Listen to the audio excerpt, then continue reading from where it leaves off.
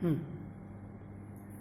Now I am going to explain you the Newton's ring setup.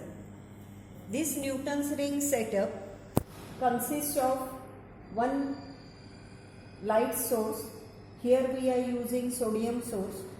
Then we are using this traveling microscope which can move along x-axis, y-axis as well as z-axis, and we are using one assembly like this wherein one plano-convex lens is kept on plain glass plate.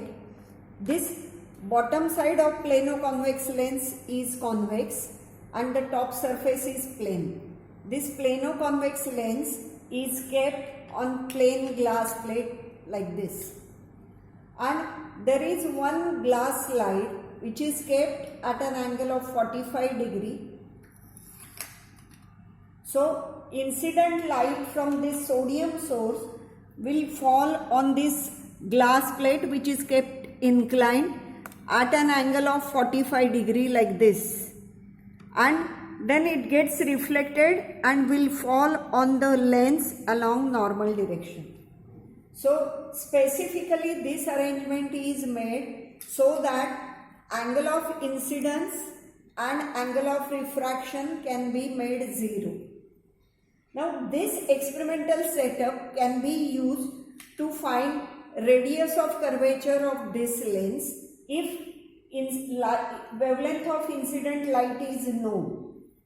Also the same experiment can be used to find wavelength of any unknown source if radius of curvature of this lens is used or is known.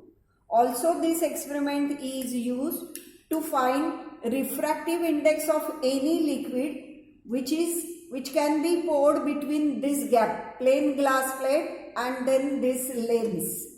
So same experimental setup can be used for 3 different experiments. One is to find radius of curvature of the lens, second is to find wavelength of incident light, and third is to find refractive index of liquid which is poured between the 2 surfaces.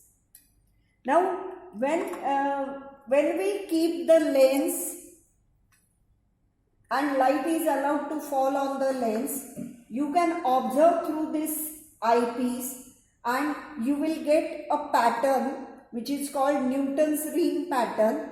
The pattern looks like this. You can find the center is dark and there are concentric circular rings. These rings are called Newton's rings.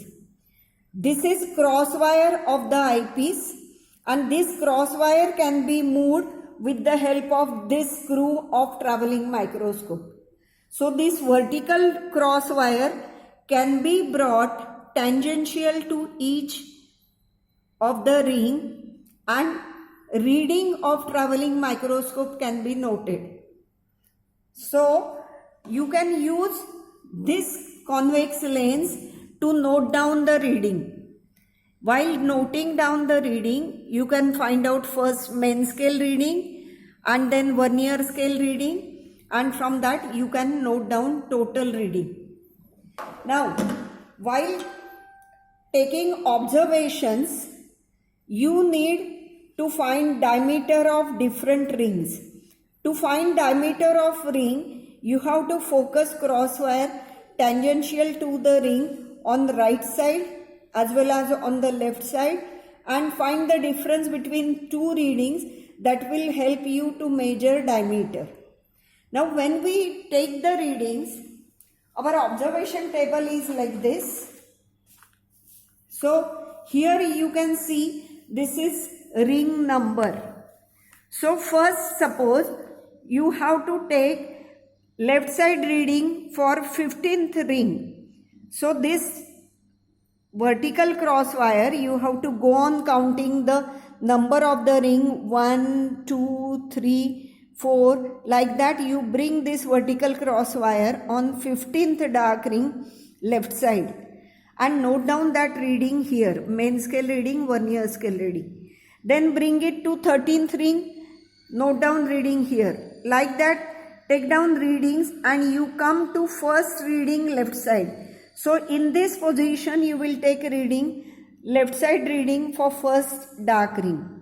After that you move this cross wire to this position, which is right side reading for first ring. So this reading you will note down. Then go to third dark ring. Then go to fifth dark ring right side. Seventh dark ring right side, like that. So you will write readings from bottom to top in this column. So 15th dark ring left is reading somewhere here and 15th dark ring right is somewhere here. Every time you are going in one direction only, so your readings will either increase or decrease.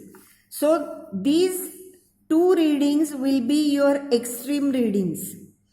By finding the difference between left side and right side reading, you will be able to find the diameter of different rings. Find square of the diameter and then dm plus n square minus dn square, those values you will write here. You can find out the average of this column so that you will get average value of dm plus n square minus dn square divided by 4 into m in this case is 2, because you are taking difference of two successive readings with the difference of 2. That is D15 minus D13 or D13 minus D11. So value of m is 2. When you substitute wavelength for sodium light, you can be able to find out radius of curvature of given lens using this formula. Now we have done the arrangement in which this glass plate is kept inclined at an angle of 45 degree. It is specifically because incident ray should fall on this glass surface along normal direction. When incident rays fall along normal direction, angle of incidence and angle of refraction is 0. So while deriving this formula, the condition for darkness is 2 mu t cos r plus theta equal to n lambda. For this normal incidence, which is obtained using this arrangement, we are making r to be 0. So this formula gets simplified to 2 mu t cos theta equal to n lambda. For smaller values of theta, cos theta is approximately 1. So you will get this simplification 2 mu t equal to n lambda. And using this formula, that is